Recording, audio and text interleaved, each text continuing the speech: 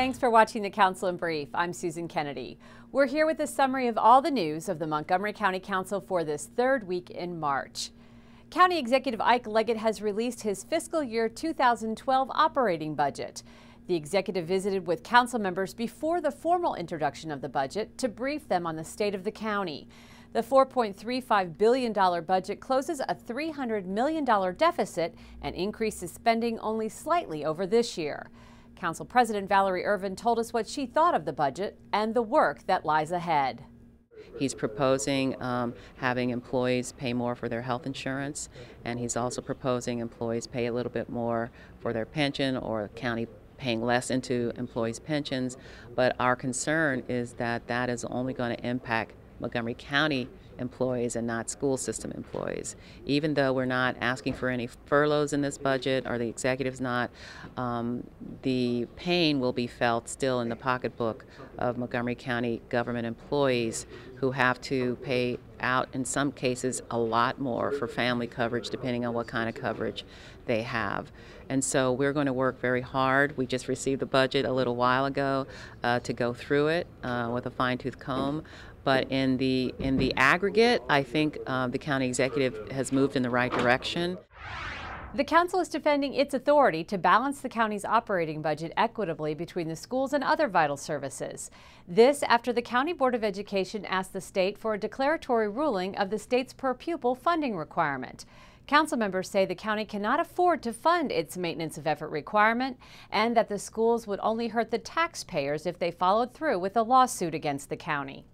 Look, we need to work with all of our agencies, including the school system, to come out with a fair budget that protects essential services, including education, which has always done very well and very high priority for us, but that recognizes that we have a structural budget deficit that has to be addressed, and we can't ignore it, and we can't ignore the part that the school system is a big part of our budget, and we need the school system to work with us like Montgomery College does and like Park and Planning does. So we think its scope is very big, and so we're very concerned that maybe this is not the direction that the Board of Education wants to move in. It's certainly not the direction that the council wants to move in, and we're doing all that we can to keep the lines of communication between the board and the council open. We've been trying very hard to meet with them and to share information with them, and so we were very disappointed and surprised when we found out that this was what was happening. Attracting and retaining new businesses to Montgomery County is one of the main goals of the county's Department of Economic Development. And during these tough economic times, this is no easy task.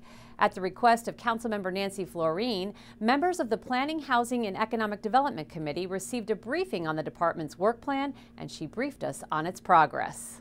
The question is, will they have the resources, though, to do the kind of aggressive marketing program I'd like to see?